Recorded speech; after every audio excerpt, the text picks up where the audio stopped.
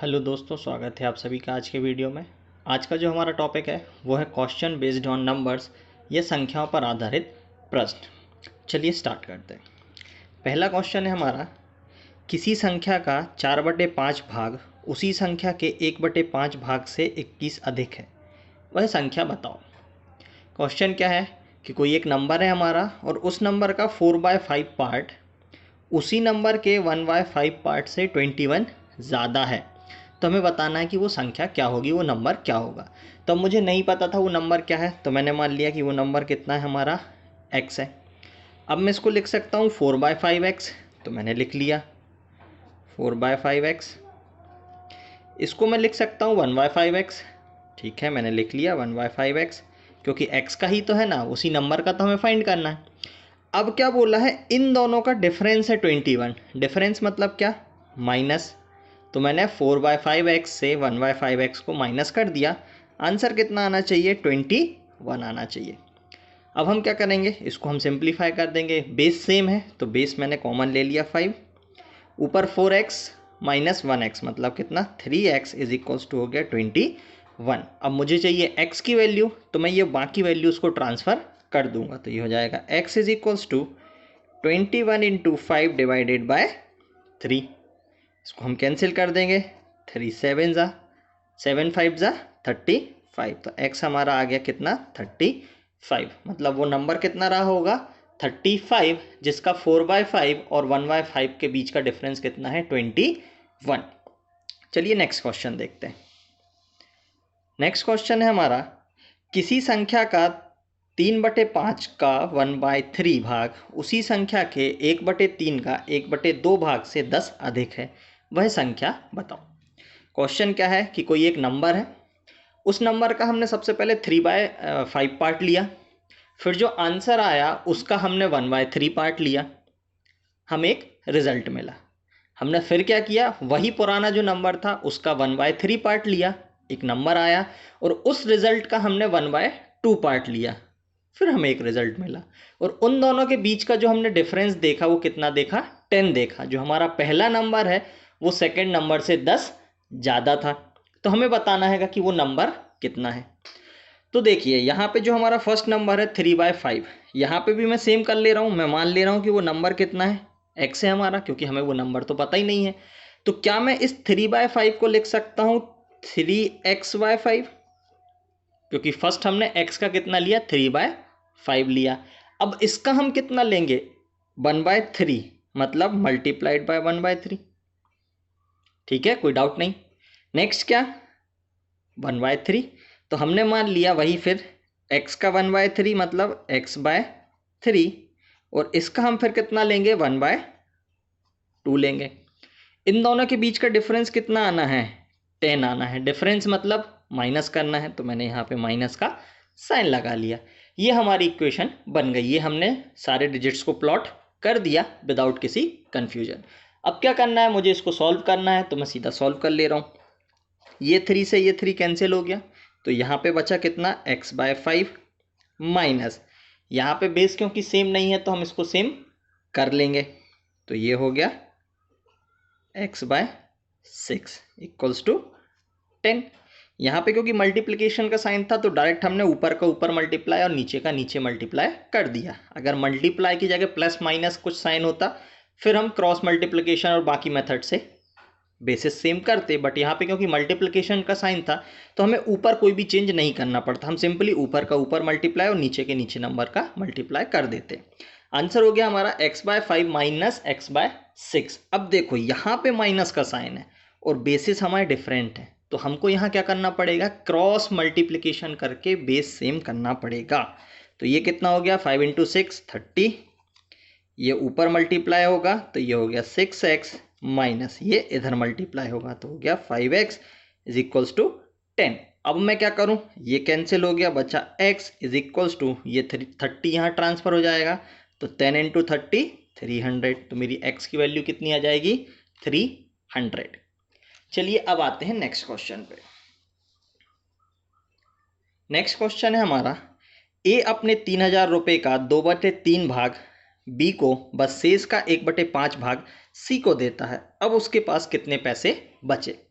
Question क्या है कि स्टार्टिंग में ए के पास 3000 रुपीज़ थे, उसने उस 3000 रुपीज़ का 2/3 पार्ट लिया और वो जो 2/3 पार्ट था वो बी को दे दिया। फिर उसके पास जो टोटल पैसे बचे हुए थे 3000 में से 2/3 पार्ट देने के बाद उसने उनका भी 1/5 पार्ट लिया और वो पार्ट सी को दे दिया। तो हमें बताना है कि एट दी एंड उसके पास कितना पैसा बचा। तो देखिए जनरली हम इस टाइप के क्वेश्चन कैसे सॉल्व करते हैं, पहले मैं 3000 का 2/3 पार्ट निकालता, जो मुझे आंसर मिलता उसको मैं 3000 से माइनस करता, फिर जो रिजल्ट बचता उसका मैं 1/5 लेता, एक आंसर आता उसको फिर मैं माइनस करता और मुझे लास्ट में पता चल जाता कि मेरे पास कितना पैसा बचा। लेकिन वो अननेसेसरी एक लॉन्ग मेथड हो जाती, पहले मैं 2/5 पार्ट निकालूं फिर उसको माइनस करूं, फिर 1/5 पार्ट निकालूं फिर उसको माइनस करूं, कैलकुलेशन में कोई मिस्टेक हो गई तो वो एक अलग प्रॉब्लम। उससे अच्छा हम एक शॉर्टकट ट्रिक लेते हैं। हम कैसे लेते हैं, हम वो पार्ट नहीं कैलकुलेट करते जितना उसने दिया, हम वो पार्ट डायरेक्ट कैलकुलेट करते हैं जो उसके पास बचना चाहिए था। तो चलो स्टार्टिंग में उसके पास कितना था, 3000 था, वो मैंने एज इट इज नोट कर लिया। अब फर्स्ट में उसने 2/3 पार्ट दे दिया, तो मतलब उसके पास 3000 का कितना पार्ट बचा, 1/3 पार्ट बचा। फिर जो रिजल्ट बचा मतलब 1/3 पार्ट जो बचा उसका उसने 1/5 पार्ट सी को दे दिया, तो अब उसके पास कितना बचा, 4/5 पार्ट बचा। इसको हम सॉल्व कर लेंगे, आंसर हमारा आ जाएगा। ये 3 से ये कैंसिल हुआ बचा 1000, ये 5 से ये 1000 कैंसिल हुआ बचा 200, तो 200 मल्टीप्लाइड बाय 4 800, मतलब लास्ट में उसके पास कितना अमाउंट बचा, 800 रुपीज़ का अमाउंट बचा। चलिए नेक्स्ट क्वेश्चन पे आते हैं। नेक्स्ट क्वेश्चन है हमारा, हाँ ये लीजिए, ए अपनी यात्रा का 3/7 भाग तय कर चुका था, शेष भाग को तय करने में उसे 40 मिनट का समय लगा, तो पूरी यात्रा तय करने में उसे कितना समय लगेगा। क्वेश्चन क्या है कि हमारा जो पर्सन है ए, उसने अपनी जर्नी स्टार्ट करी, किसी एक प्लेस से किसी एक पॉइंट से उसने अपनी जर्नी स्टार्ट की और टोटल जर्नी का वो 3/7 पार्ट कंप्लीट कर चुका था, मतलब रिमेनिंग कितना बचा, 4/7 पार्ट बचा। वो जो 4/7 पार्ट बचा उसको उसने तय करने में 40 मिनट का समय लिया था। पहले का 3/7 पार्ट में कितनी देर ली वो हमें नहीं पता, हमें ये पता है कि नेक्स्ट का जो 4/7 पार्ट था उसको तय करने में उसने 40 मिनट का टाइम लिया। तो हमें बताना है कि पूरी जर्नी कंप्लीट करने में उसने कितना समय लिया होगा। तो हमारी टोटल डिस्टेंस हम कितना मान लें, x मान ले रहा हूँ। अब x हमने मान ली, हमें पता है x का 4/7 पार्ट उसने तय किया था 40 मिनट में, तो 4x/7 इज इक्वल्स टू 40 हो गया। नेक्स्ट मैं क्या करूँ, इसको सॉल्व कर लूँ, मुझे x की वैल्यू मिल जाएगी। तो x इज इक्वल्स टू कितना हो जाएगा, 40 × 7 डिवाइडेड बाय 4, ये 4 से ये कैंसिल हो गया, 10 टाइम्स 10 × 7 70, तो x आ गया 70 मिनट, मतलब पूरी डिस्टेंस कवर करने में उसको कितना टाइम लगेगा, 70 मिनट्स का। चलिए नेक्स्ट क्वेश्चन देखते हैं। नेक्स्ट क्वेश्चन है, एक बस में कुल 28 यात्री में से पहले स्टॉप में 3/4 भाग उतर गए व 20 नए चढ़ गए, दूसरे स्टॉप पे 2/3 उतर गए और 10 नए चढ़ गए। अब बताइए कि बस में टोटल कितने यात्री हैं। अब देखिए इस टाइप के क्वेश्चन हम कैसे करते हैं, जनरली हम लेते हैं भैया टोटल कितने थे, 28 पैसेंजर्स थे, तो 28 पैसेंजर्स का मैंने पहले 3/4 निकाला, जो आंसर आया उसको 28 से माइनस किया, जो रिजल्ट बचेगा उसमें मैं 20 ऐड कर दूंगा, फिर 20 ऐड करने के बाद जो आंसर बचा उसमें से फिर मैं 2/3 निकालता, उसको माइनस करता और फिर 10 ऐड करता, फिर मुझे आंसर मिलता। लेकिन वही चीज़ लॉन्ग प्रोसेस है और इतना लॉन्ग हमें नहीं जाना है, तो हम सिंपली क्या करेंगे, वो नहीं लेंगे जितना बचा, हम सिंपली वो नहीं लेंगे जितने उतरे, हम सीधे वो लेंगे जितने यात्री बस में अभी भी हैं। मतलब जो उतर गए वो तो उतर गए, हमें उनसे मतलब नहीं है, हमको सिर्फ किससे मतलब है, जो बस में है। चलिए देखिए कैसे। स्टार्टिंग में कितने थे, 28 पैसेंजर्स थे, तो 28 ये हमने ले लिए। इसका कितने पैसेंजर्स उतर गए थे, 3/4 पैसेंजर उतर गए थे, मतलब बचे कितने, 1/4 बचे ना, तो 28 का 1/4 पहले बचा हुआ था, प्लस 20 नए यात्री चढ़ गए थे। ये हो गया हमारा पहला स्टेप।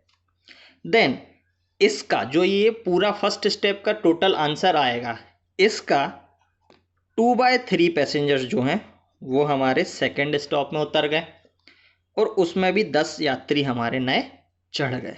ठीक है, 2 ही स्टॉप था। इसका जो हमारा आंसर होगा वो हमारा फाइनल आंसर होगा। चलिए देखिए इसको सॉल्व करते हैं। सबसे पहले मैं क्या करूंगा, ब्रैकेट को सॉल्व करूंगा। तो ये मेरा कैंसिल हो गया, 7 टाइम्स चला गया। देन इसको मैंने ऐड कर दिया, 7 + 20 27। अब इस 27 का कितना 2/3 उतर गया था, तो 2/3 उतर गया मतलब बचा कितना होगा, 1/3 बचा होगा ना, और 10 और नए चढ़ गए थे उसमें। ठीक है, तो मैंने इसको फिर सॉल्व कर लिया। ये कैंसिल हो गया, 9 टाइम्स 9 + 10 कितना हो गया 19। तो बस में एट दी एंड कितने पैसेंजर्स बचे, 19 पैसेंजर्स बचे। कब, जब सेकंड स्टॉप में भी पैसेंजर हमारे उतर चुके थे उसके बाद। चलो एक और लास्ट क्वेश्चन देखते हैं। नेक्स्ट क्वेश्चन है हमारा, एक वृक्ष की लंबाई 16 फीट है, इसकी लंबाई 1/4 प्रति वर्ष बढ़ती है, तो 2 वर्ष बाद इसकी लंबाई क्या होगी। क्वेश्चन क्या है कि एक पेड़ है हमारे पास, उसकी स्टार्टिंग लेंथ कितनी है, 16 फीट की उसकी स्टार्टिंग लेंथ है, और वो जो पेड़ है वो पर ईयर 1/4 उसका हाइट जो है बढ़ती जा रही है। तो हमें ये बताना है कि 2 साल बाद उसकी हाइट कितनी बढ़ेगी। तो एक मेथड क्या है, मैं पहले 16 का 1/4 लूँ, जो आंसर आएगा उसको 16 में ऐड कर दूँ, फिर अगेन उसका 1/4 लूँ, जो आंसर आएगा उसको ऐड कर दूँ, तो मुझे पता चल जाएगा 2 साल बाद कितना बढ़ेगा।